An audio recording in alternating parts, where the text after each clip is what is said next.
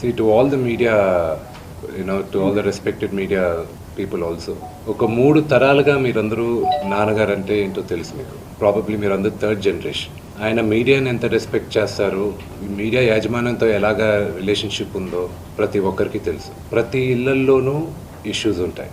Issues resolve అవుతాయని ఇంట్లో పెద్దలందరూ కోరుకుంటారు.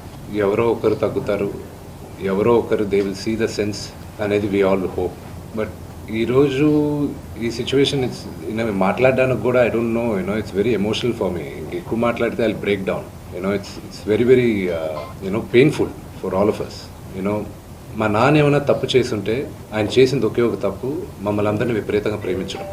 ప్రతి ఒక్కరికి అది తెలుసు. ఇండస్ట్రీలో ఉన్నామనుకో, మా కుటుంబం, ఫిల్మ్ ఇండస్ట్రీ మా కుటుంబం, మా ఇండస్ట్రీ వాళ్ళకు వాళ్ళందరికీ తెలుసు. మా నాన్న చేసిన తప్పు ఏదైనా ఉంటే మమ్మల్ని అందరినీ విపరీతంగా ప్రేమించడం. ఈరోజు one thing which I would like to request and pray to the media is that మీకు ఫాదర్స్ ఉన్నారు, మీకు బ్రదర్స్ ఉన్నారు.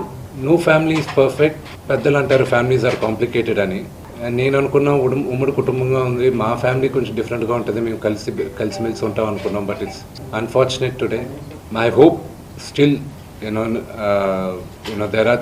there is light at the end of the tunnel అని నేను హోప్ చేస్తున్నాను. But one thing which I want pray for the media is that మీ ఇళ్లలోగా పక్క ఇళ్లలో అందరి ఇళ్లలోనూ ఇష్యూస్ ఉంటాయి, లేకుండా ఉండవు. But do not sensationalise it. ఇది my sincere request. Yes, fortunately or unfortunately మీ అందరం పాపులర్ ఫిగర్స్. దానికి మీరు ప్రజలకు తీసుకెళ్లేది కరెక్ట్, కానీ మరీ ఇంత కొంతమంది వరకు they have crossed all limits. Remember, మా అమ్మకి ఈరోజు ఉల్వా లేకుండా she is admitted in the hospital. ఇంటికి పెద్ద కొడుకుగా I'm concerned, I'm worried.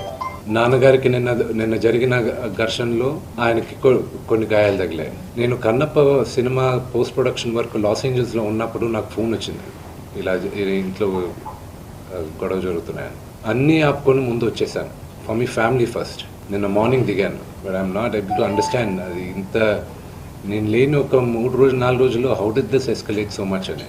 But I hope there is some respect at the end of it. But I also request the media, మీ అందరిని కూడా నేను నా విన్నపం ఏంటంటే, మీకు ఫ్యామిలీస్ ఉన్నాయి, మీకు ఫాదర్స్ ఉన్నారు, everybody is got their own families. I request you to have a little bit of restraint. That's my only request.